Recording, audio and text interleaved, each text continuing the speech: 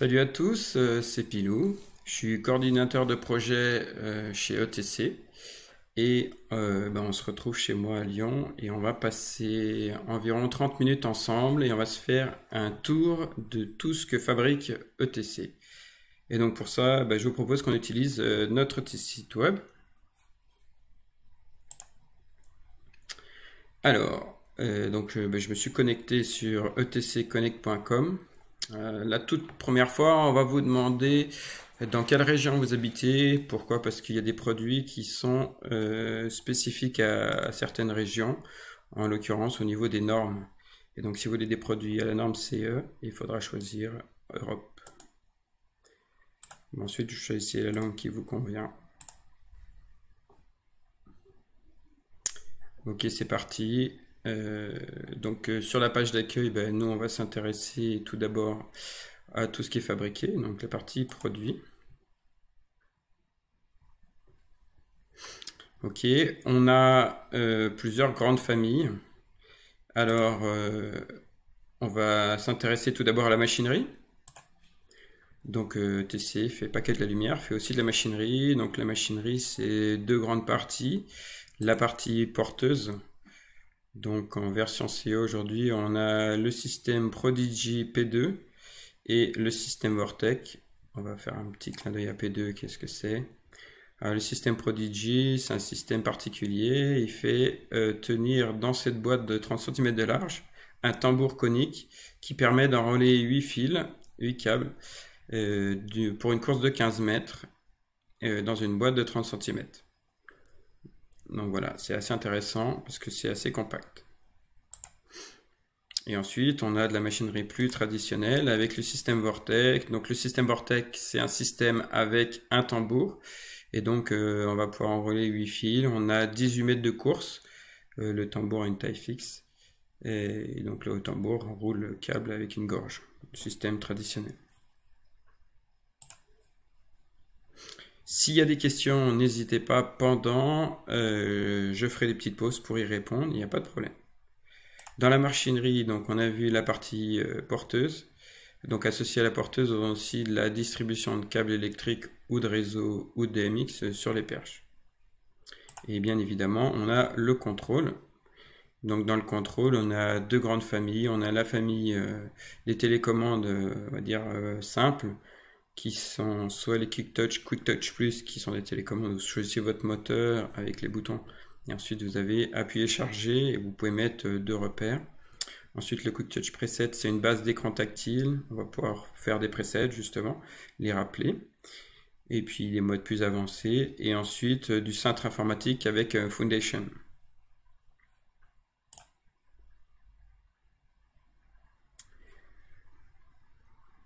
Deuxième grande famille de produits,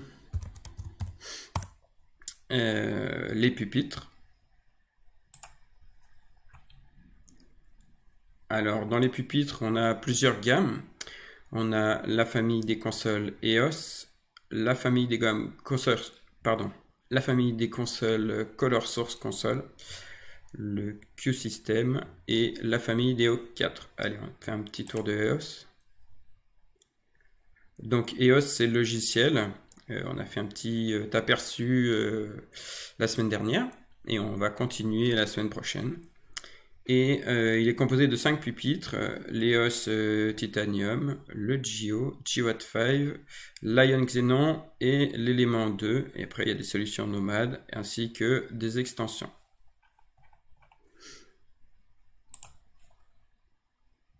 Ensuite, on a la famille des Color Source Console. Color Source est une famille de produits chez ETC dans laquelle il y a des projecteurs, des gradateurs, des relais et des consoles. Et donc on s'intéresse au Color Source Console. Alors il existe deux tailles, 20 faders Color Source 20, 40 faders Color Source 40, tout simplement. Et ensuite on a deux versions de hardware, on va dire. Vous en avez une qui est simple avec une sortie DMX et la version AV comme audio-vidéo qui va elle avoir une sortie réseau, deux sorties DMX et puis qu'est-ce qu'il y a d'autre? Ah bien sûr, audio-vidéo donc du HDMI. Et voilà, et donc la version réseau, elle permettra de rajouter en Wi-Fi une télécommande par exemple, Et en HDMI, on peut projeter de l'animation vidéo, des images qu'on peut insérer dedans, générer du son, et puis avoir un retour. Pardon, je suis trop revenu en arrière. QSystem, c'est un système qui permet d'envoyer des verres rouges configurables et câblables très simplement. On est habitué à le faire fil à fil, à câbler tous les rouges et tous les verts avec des boîtes à boutons. Ça, c'est un système qui marche tout en réseau. On a un pupitre de commande en régie de scène qui permet de pouvoir donner des tops pour de la machinerie, des mouvements de décor, des entrées-sorties de comédiens, de chanteurs, de danseurs. Voilà, et qui est programmable et qui est très très souple d'utilisation. Avec plusieurs variantes, on peut même demander à la personne de valider sa présence à un endroit particulier dans le décor.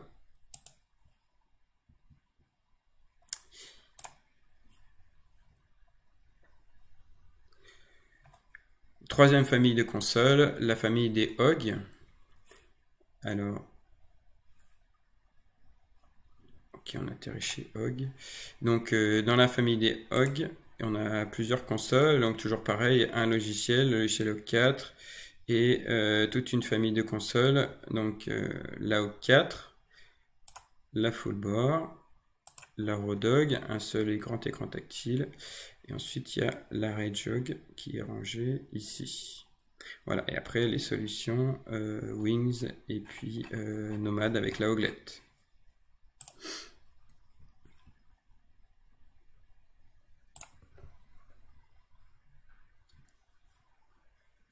Troisième grande famille de contrôle. Alors là, on va dépasser le cadre du scénique pur.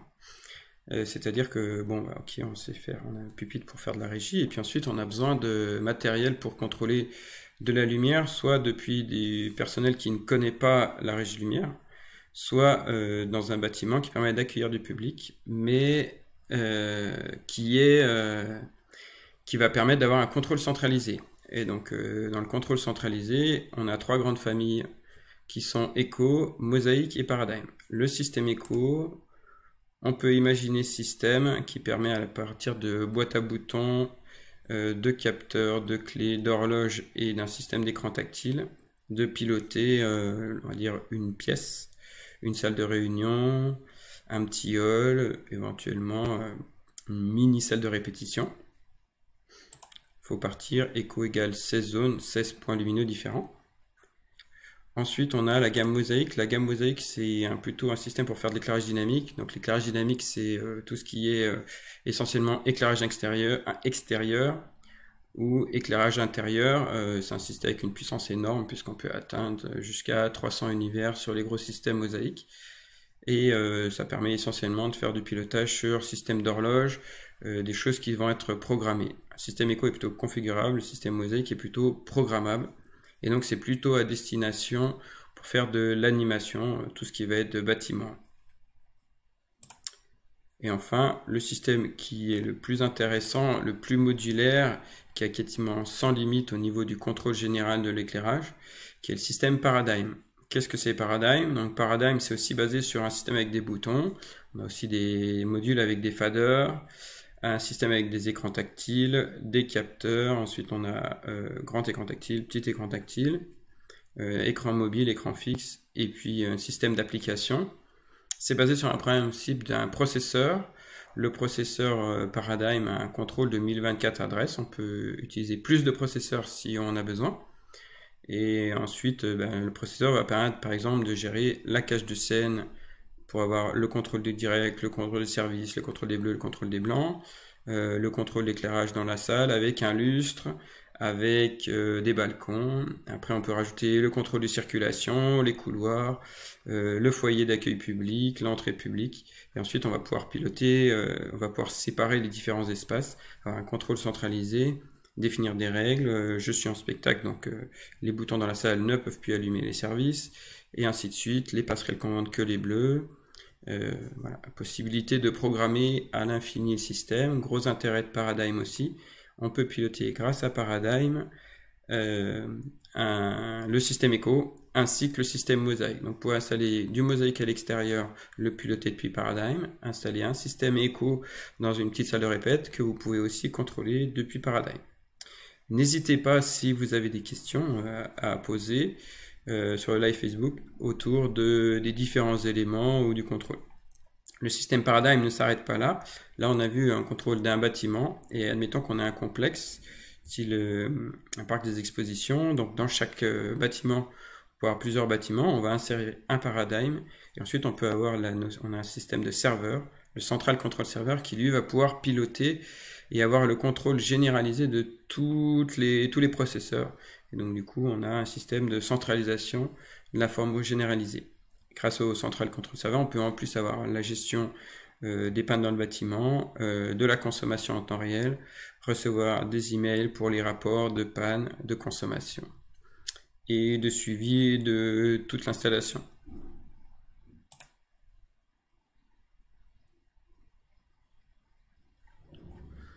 Alors, les systèmes sont composés de tout un tas de boîtes. On ne va pas rentrer dans le détail, sauf si vous avez des questions spécifiques à un produit en particulier ou un besoin particulier de contrôle.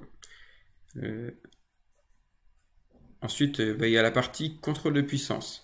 Car qu'est-ce qu'on appelle contrôle de puissance chez ETC? Ça va être à la fois la partie relais, la partie gradation, ainsi que la partie diffusion DMX. Alors, dans la partie gradation relais, on a nos systèmes d'armoire. Alors, ça se compose soit en armoire modulaire, les sensors ou les armoires DRD. Donc, c'est les petites armoires sensors plus orientées architecturales, gestion de bâtiment. On va avoir un système de cassettes et de processeurs. Et ensuite, on a une solution plus simple qui est non modulaire, qui est la solution Color Source Through Power. Pourquoi Through Power? Parce qu'on a le contrôle de la gradation et des directs. Chaque sortie possède un relais électromécanique et un module relais. Alors les solutions Alex et FDX. Alex c'est les gradateurs mobiles et FDX c'est la version très haut de gamme de l'armoire sensor qui est développée en Allemagne. Et dans le contrôle de puissance, on a aussi possibilité de présenter la solution ce qu'on appelle décentralisée ou on va dire distribuée, c'est-à-dire qu'au lieu d'avoir une armoire de relais, on va distribuer tout en direct et on pourra positionner des relais pilotables en DMX directement sur les sources. Et on a aussi la solution avec le S1, un gradateur avec un module spécial qui s'appelle DC Pulse, qui lui va permettre de graduer en faisant du vrai 115 volts propre ou la gradation 230 directement sur une source halogène. Voilà, et ensuite on a le système Ecodine qui est un système modulaire avec des modules Grada et des modules relais à assembler.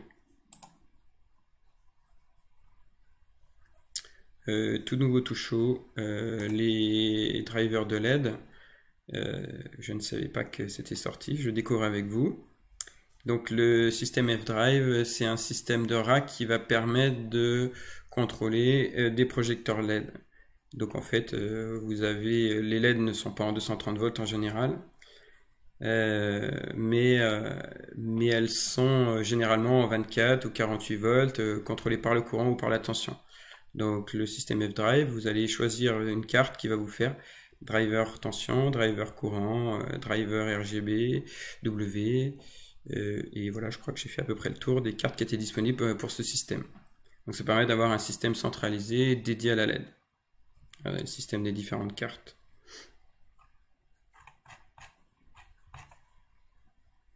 Alors, Laurent demande une démo possible de Paradigm avant 2022.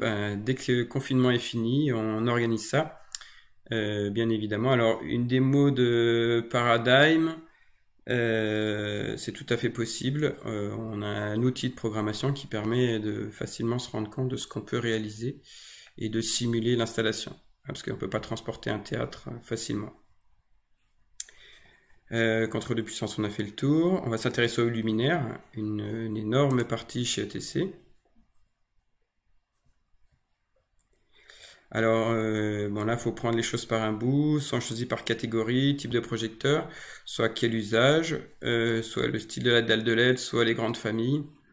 Alors, je ne sais pas par quel bout le prendre, je vous propose qu'on le prenne par famille pour comprendre un peu.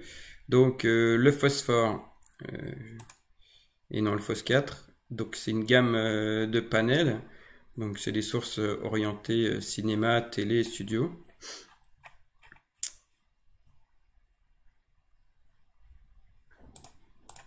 Ensuite on va avoir la famille source for LED. Source for LED, la série 1, la série 2, les sources for mini LED, et après tout le système d'optique qui va avec la source for LED, parce que la source for LED c'est une source modulaire. La famille color source, donc la famille color source qui a la color source pot qui est une source modulaire avec toutes les optiques, le color source par, donc color source pot, color source par, la linéaire, et le color source sec, donc tout ça fait partie de la famille color source.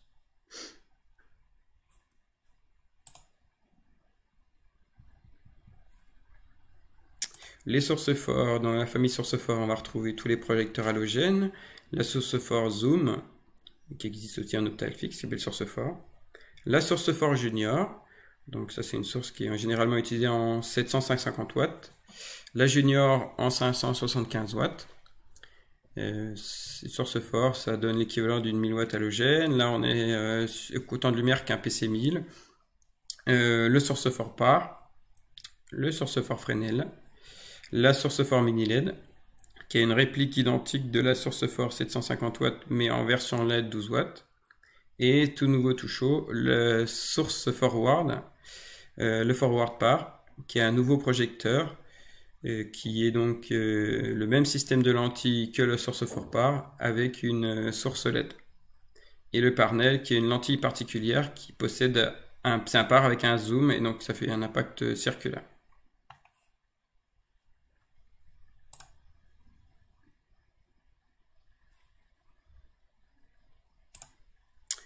La famille Désir, donc Désir avec le D, D22, 22 LED, D40, D60, 60 LED. La famille Studio, donc qui est une dérive particulière qui sont des blancs. Et puis les classiques, c'est Célador lustre et Célador vivide.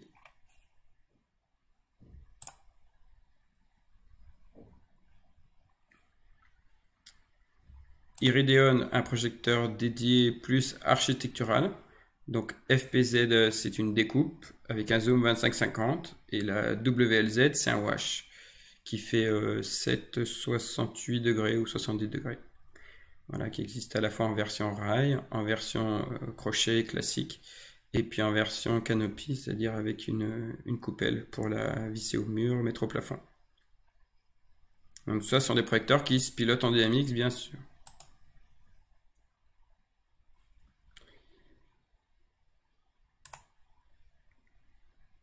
Alors, tout nouveau système qui vient de sortir, Arc System Navis. Alors, Arc System, c'est de l'éclairage salle. Donc, toute partie éclairage salle, éclairage établissement recevant du public. Donc, le système Navis va intégrer deux options. Une solution qui va présenter du blanc. Donc, en fait, c'est la même chose que le Arc System, avec la spécificité d'être capable de faire le fade to warm, c'est-à-dire que la lumière va réchauffer, simulant l'halogène, c'est assez bluffant, comme si c'était une lampe à filament.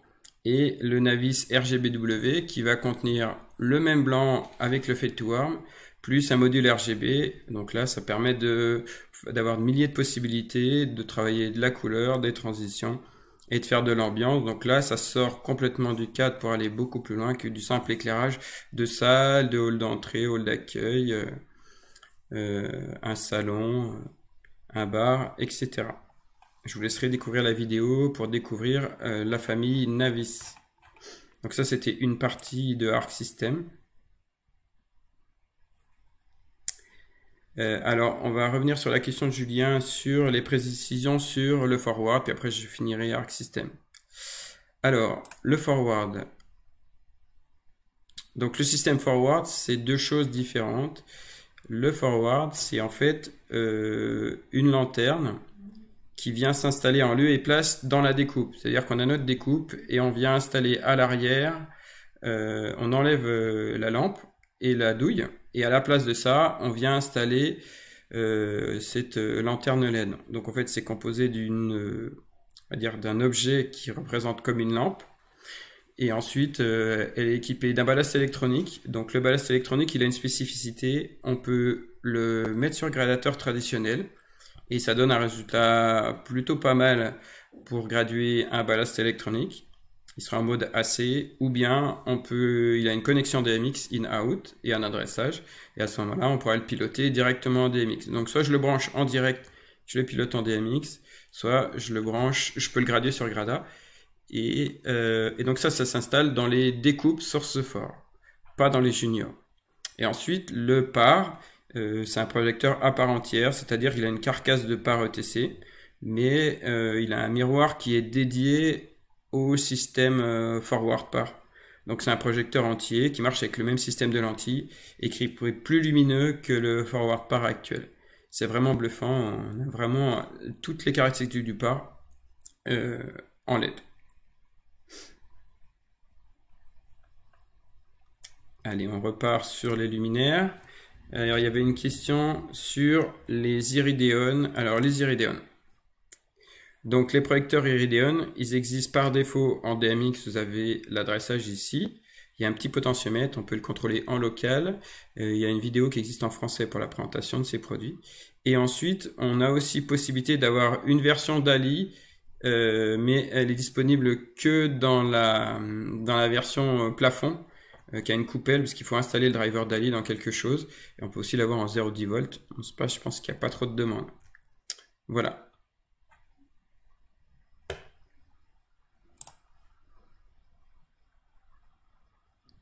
Donc dans Arc System, on a vu Navis et on va voir tout le reste de la gamme Arc System qui permet d'avoir un champ assez grand de produits. Donc on a des choses qui sont spécifiquement pour faire de la rénovation. Vous avez des appliques au mur, vous avez des grands lustres, vous avez des chandeliers. La solution Arc Lamp est assez géniale.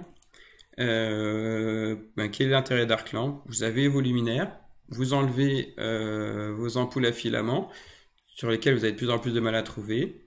Vous installez les systèmes Arc Lamp. De l'autre côté, vous débranchez vos gradateurs et vous insérez les câbles qui viennent des lampes dans les drivers, soit le F-Drive qu'on a vu tout à l'heure, soit des drivers dédiés Arc Lamp. Et ensuite, un direct dans le driver, plus un DMX. Et donc, vous vous retrouvez avec votre système salle avec les mêmes douilles, E14, E27 et B22. Ensuite, il y a la version flamme et la version plus boule, sphère qui existe. Et on a version claire et version frostée, diffusée. Voilà, donc ça c'est Arc Lamp. Donc voilà, pareil avec le système Fade to Warm, ça donne vraiment un résultat assez fantastique. Et ensuite, on a une solution encastrable, donc qui sont les Pro One Cell. Il existe un catalogue immense, donc il y a les small, les micro, les high power, différentes ouvertures, différentes températures de couleurs, différentes couleurs de l'appareil et différents diamètres selon la taille. Soit vous voulez remplacer l'existant, par exemple des dichros, et là ce sera plutôt la small. Soit vous voulez installer votre nouveau système. Le système Pro One Cell a deux solutions. Soit il est piloté en version, on se moque parce que j'ai dit la version boule, la version sphère.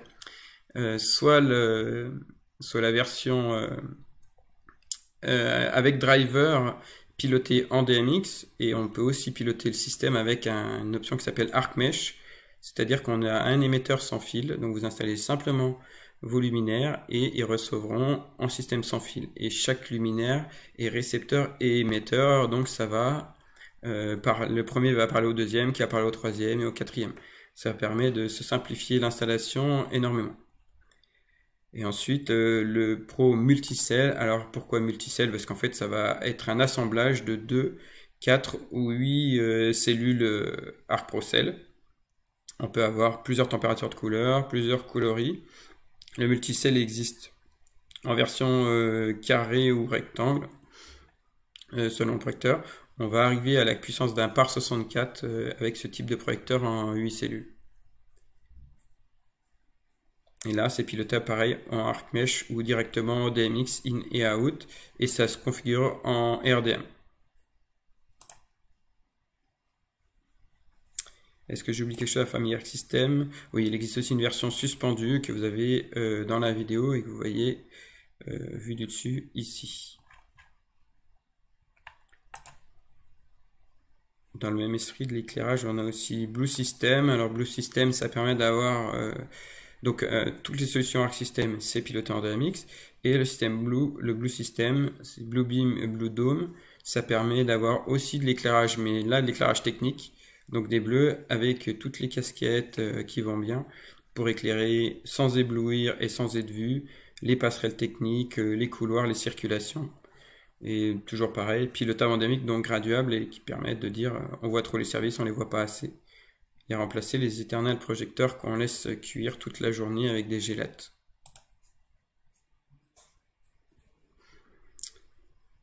On a le relevé spot qui est une toute petite partie de tous les asservis qu'on a dans la famille ETC, qui sont le reste étant toute la famille high-end qu'on pourra voir un petit peu plus tard.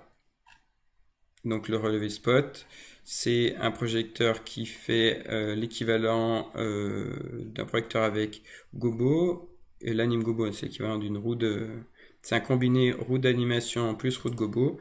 Il a un joli zoom et puis un frost qui est vraiment fantastique, qui peut être l'équivalent d'un 119 ou d'un 132 ou d'un 114. Et qu'est-ce qu'il a en plus? Bien évidemment, il a un système de contrôle de couleur qui est identique au système Color Source. Pas de questions sur les projecteurs. Alors, pour alimenter tout notre système, on a vu le Power Control. Ah, pas mal. On va y aller par un autre chemin. Réseau. Donc, dans la partie réseau, pourquoi on utilise le réseau chez ETC? Parce que aujourd'hui, toutes les consoles génèrent du DMX. Le système de contrôle centralisé génère aussi du DMX, mais on a quand même besoin de pouvoir distribuer plus d'un univers et d'avoir de la souplesse dans une installation. Donc, on a besoin d'avoir un système modulaire et polyvalent.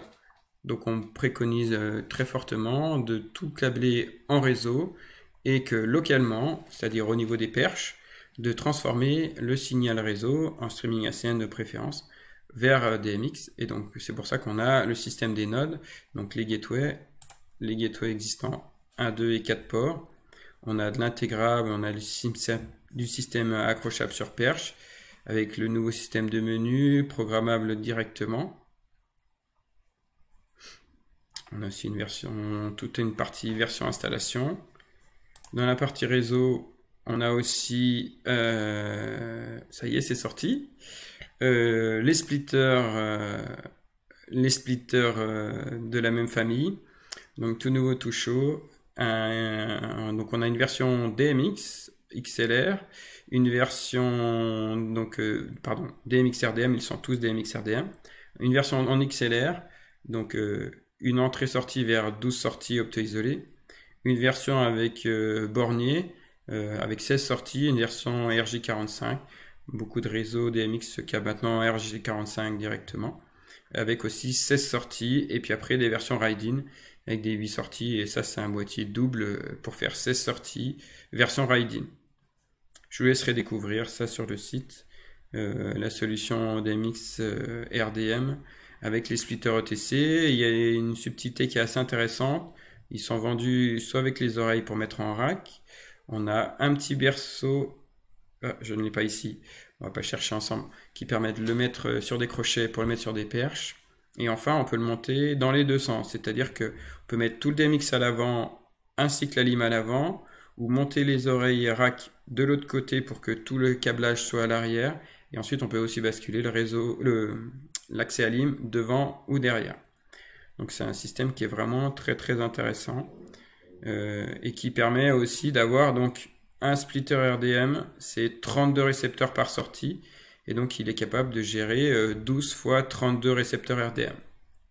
Donc on pourra connecter ensuite aux nodes qui eux nous permettront d'administrer, décider quel univers on envoie vers quelle sortie. Là on était sur la partie DMX. Ensuite le réseau c'est pas que ça, ça va être des passerelles qui vont nous permettre de faire DMX vers DALI. DMX vers 0D-volt et DMX vers UDP string, contact sec, entrée in-out, qui sont plus dédiés à la partie architecturale. On a aussi tous les gateways qui vont faire les passerelles pour tout ce qui va être ce qu'on appelle le show control. Donc c'est la partie contrôle via MIDI, timecode et puis du RS-232. Donc il y a la gamme response MIDI, response qui existe sous deux formats. Le format classique comme les nodes 4 ports et le format équivalent au gadget, on va dire plus portable. Voilà, l'intérêt du format response classique, c'est qu'on peut les mettre par deux et mettre les petites oreilles pour les mettre en rack.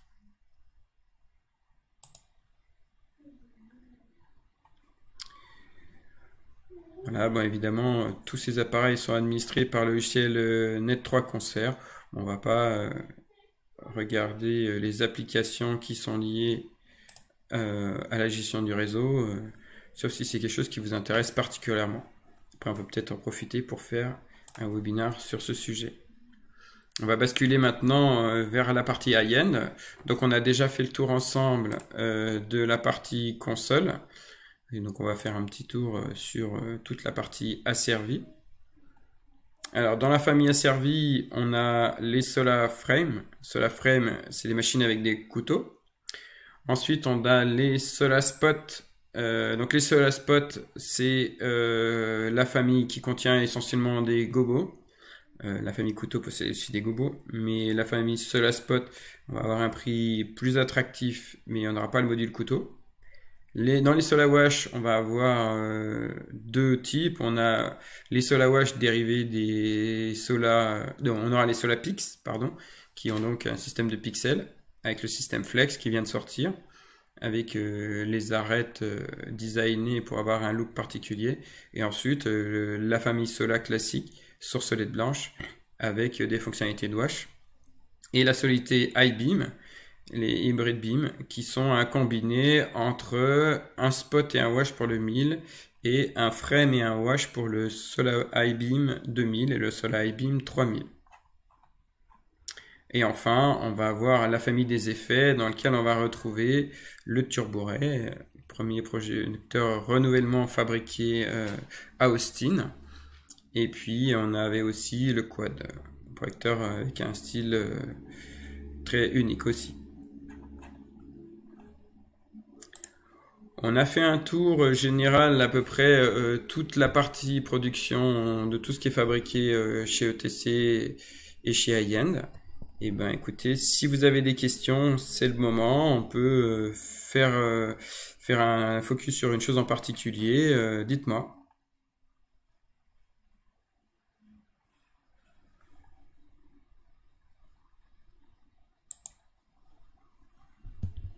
N'hésitez pas, évitez de taper sur l'écran, ça fait du bruit.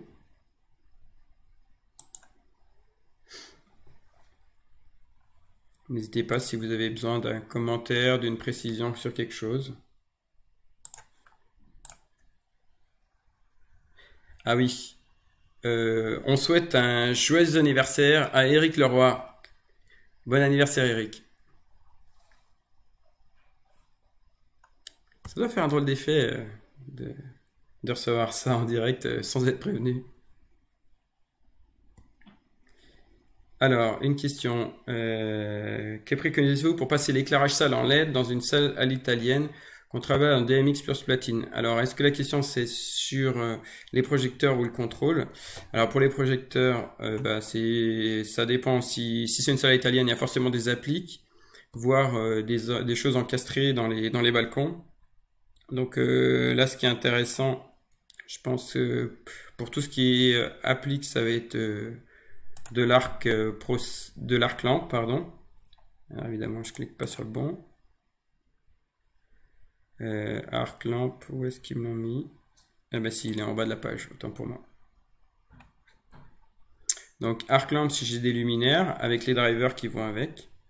Et puis ensuite, si j'ai donc lustre pareil. Et ensuite, si j'ai des intégrations, ça va plus être dans les arcs Procel avec les différentes tailles. Ça va dépendre si je veux retailler mon plafond ou pas, de l'espace que j'ai dans mon faux plafond. Et ensuite de la puissance qui est disponible. Et ensuite, en général, les plafonds des balcons sont assez bas, donc faudra privilégier. On a sur la provinciale, on va jusqu'à 50 degrés. Sur la small, qui est l'équivalent du MR16, c'est la MR16 ou la Dicro? Non, là c'est la micro, autant pour moi. Ça va être, je suis désolé, c'est mon ordinateur qui fait du bruit. La micro qui va remplacer en lieu et place une MR16 et on va jusqu'à 60 degrés, donc ça fera quelque chose d'assez diffusant parce que sous le balcon c'est quand même assez costaud. Ensuite, si on est assez haut, on a besoin de beaucoup de puissance, on a la version high output qui a jusqu'à 100 watts, donc il développe beaucoup, le reste c'est du 25 watts LED. Et après on a un petit système avec des LED si besoin, avec des lyres pardon, parce que tout est à LED bien évidemment. Ça peut être une bonne solution. Et après bah, pour contrôler tout ça, idéalement, mais là ça nécessite de prendre un petit peu de temps et de dessiner l'idée, ce serait un contrôle du système. C'est-à-dire que le système paradigm va permettre de décider si soit je pilote depuis l'écran, donc n'importe qui, depuis un bouton, allumer la salle, éteindre la salle, ainsi que tous les contrôles qui existent pour contrôler une ouvreuse qui vient, qui a besoin d'allumer, le service ménage qui a besoin d'allumer la salle, il a son contrôle. Et puis ensuite, la régie de scène, ils vont pouvoir avoir quelques potentiomètres ou un système tactile dans lequel on pourra même mettre une solution avec un mot de passe pour fabriquer les presets, pour faire éventuellement des mémoires pour faire une italienne. Comme ça, il n'y a pas besoin d'une régie. Et donc ça enverra du DMX.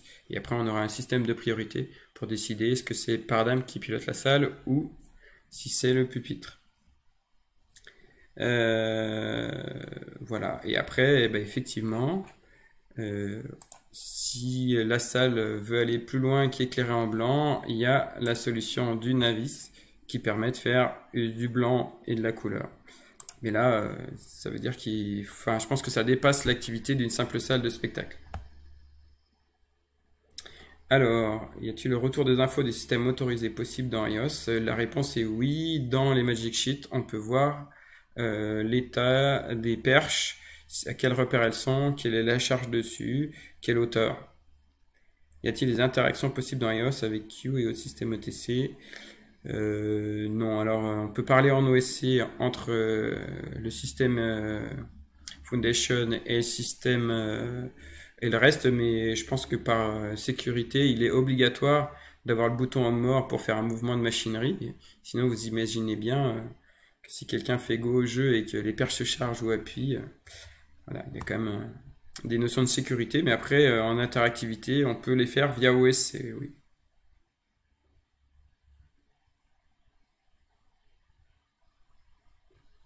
D'autres choses?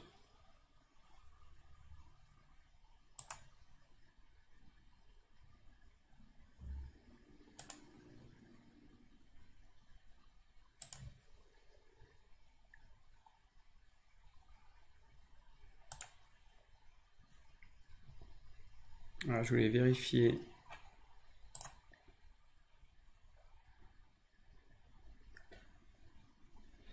Non, je ne trouve pas le release note.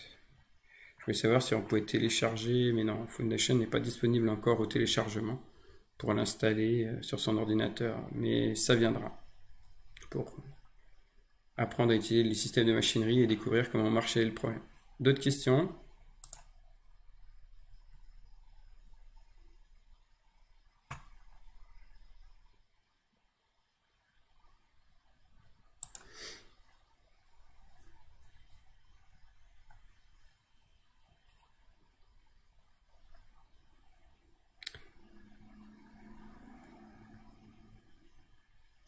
Alors, le sondage. Alors, ah oui, sur la vidéo, il y a le sondage qui apparaît. On l'a déjà fait sur le précédent webinar. Et en fait, on vous pose une question. On vous a demandé si, par exemple, vous vouliez qu'on fasse la couleur en 2 fois 30 minutes, en 1 fois 1 heure. Donc, si vous pouvez répondre au sondage, ça nous permettra d'orienter l'organisation de la suite. Voilà. Et là, voilà. Alors, il y a peut-être d'autres sondages. Alors, c'est pas moi qui gère les sondages, c'est Jonathan. Mais du coup, je ne peux pas faire et le sondage, et vous parler, et m'enregistrer, et ne pas bafouiller.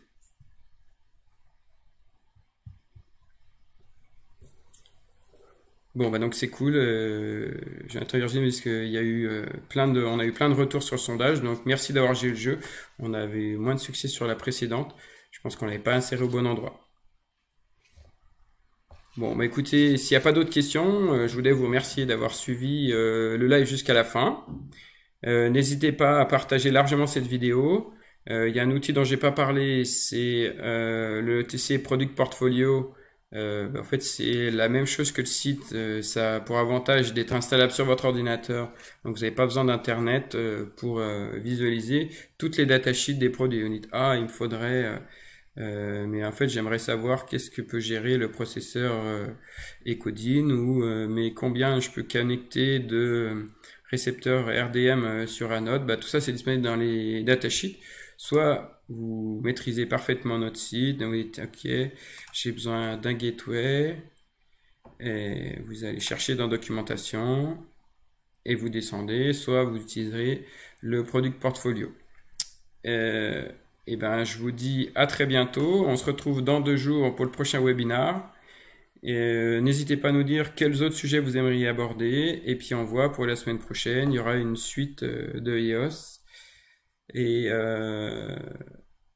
qu'est-ce qu'il y aura d'autre encore? Le tracking, on va s'en occuper. Et on essaiera de faire quelque chose un peu plus orienté EOS aussi, autour de Augmented et peut-être les pages RDM aussi. Y a-t-il une limite en nombre de lampes arc lampe par circuit? Oui, la limite elle est liée à la longueur des câbles. En fait, chaque lampe va avoir une consommation. On est sur des basses tensions. Donc le système arc lampe, ça marche. Alors selon les systèmes, on a du 24 et du 48, mais admettons qu'on part sur 24. C'est pour le principe, pour comprendre. Et ensuite, ben, vous allez donc dans votre luminaire actuellement, admettons c'est des lampes halogènes, donc vous avez des 40 watts. Et donc vous en avez 10, donc vous avez 400 watts. Donc il y avait une section qui était prévue de câble. Et il y a une certaine longueur. Quand vous nous donnez, on dira le nombre de lampes, plus la section du câble et la longueur jusqu'à vos gradateurs historiques qu'on remplacera par le driver, on pourra déterminer en fonction du driver et de votre section de câble jusqu'à combien d'arc lampes on peut installer sur la même ligne. Alors il y a d'autres questions.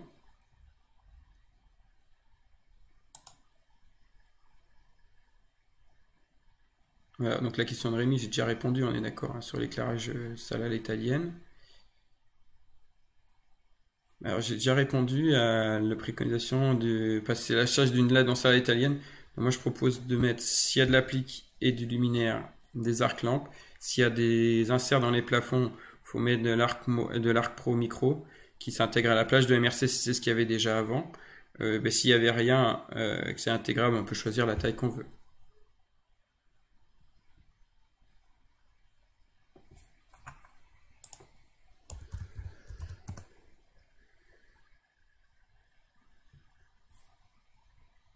Donc je vous abandonne là, puisqu'il n'y a pas d'autres questions, encore 2 secondes. N'hésitez pas à partager, la vidéo sera mise à très court terme, aussi partagée sur YouTube pour tous ceux qui n'utilisent pas Facebook, qui n'ont pas accès. Et puis celle-ci va suivre aussi. Et voilà. Allez, bonne journée et tenez bon, on y est presque.